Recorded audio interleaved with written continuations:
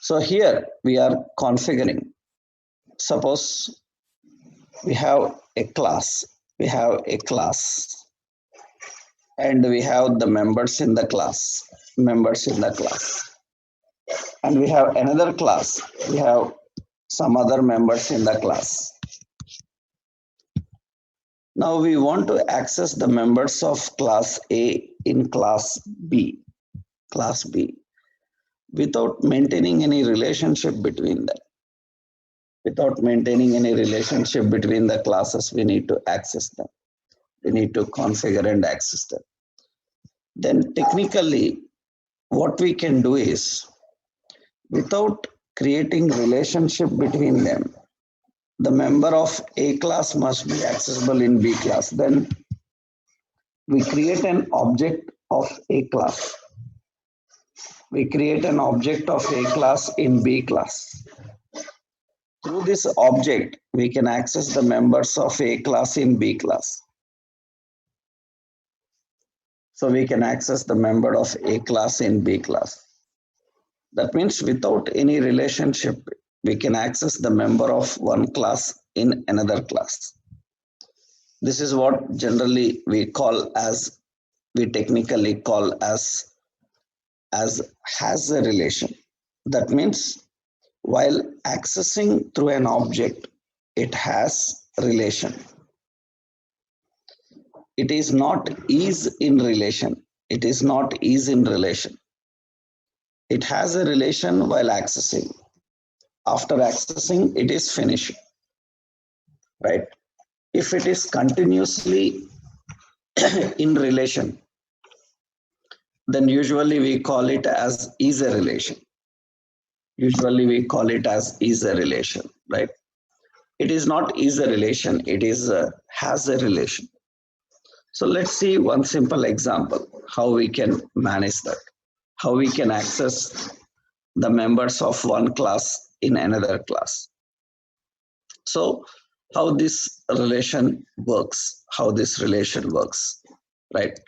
What is aggregation? How we can implement aggregation? Let's see.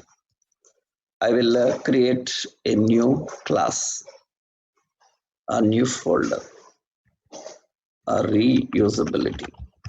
Okay. A new folder, reusability.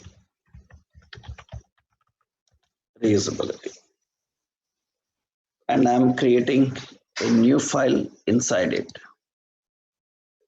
So aggregate.ts.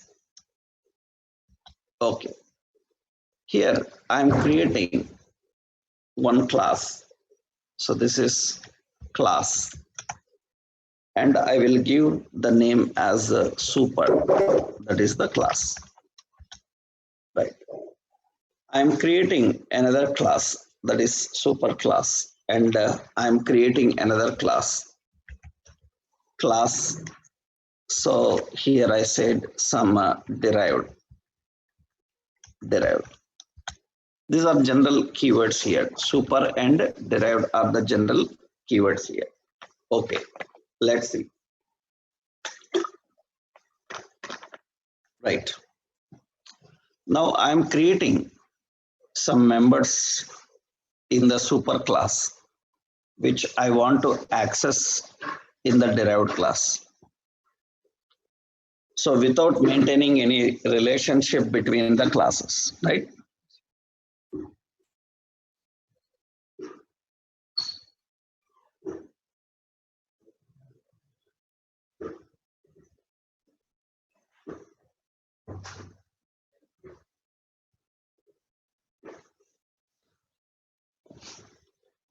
So let's add some members inside this class, configure some members inside the class. So I'm creating a particular property or a method. So just I'm creating a print public. So I'm creating a print method. Print is a method. And here just I will put a console.log, and we say that, so super class print method. superclass print method. So initially we are just looking at the basic concept. Later we will implement them all these in our programming, right? That's what we use in our Angular. So now I want here another method. So print. Now this is having console.log. It is a derived class print method. Okay. Now I want to access this base class print method inside the derived class. Actually, I need to create an object, let obj. This object should be of a derived class object. And through that object, I'm accessing the print method. So derived class object, I'm accessing the print method. That means only through this object, I can access only the derived class print method. I can access the derived class print method.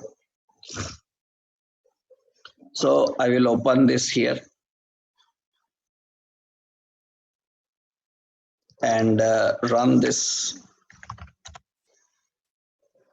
And here I am defining tsc aggregate.ts.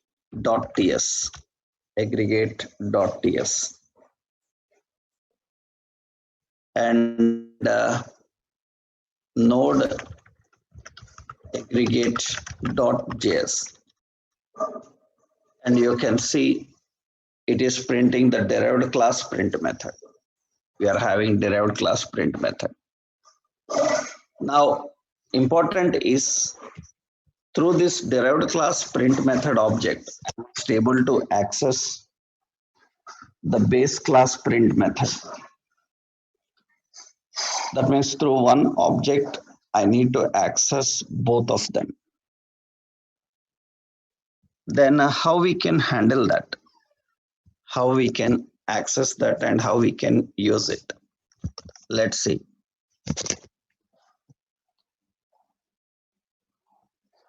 So with one object, I must able to access both of them. Technically, with one object, if you want to access both of them, so then I will go to the derived class. In derived class, I need to access the base class. This is the superclass print method. So I don't want to maintain any relationship between these two classes. Because if we are maintaining any relationship between the classes, then we will have a conflict. The member of one class can override the member of another class. It can hide also. That you are going to understand and see when we create relationship. Because both are having same print methods. Now what we can do is in the derived class print method, we can create an object, so which is of superclass. So the superclass members are now accessible in the derived class. Just we need to use obj.print. This is superclass print method. This is actually super print method. So we can access the members. We can access the members of one class in another class without maintaining any relationship between those classes.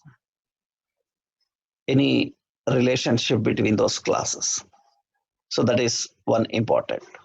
So how we can do that without maintaining any relationship between the classes? How you can manage that? How you can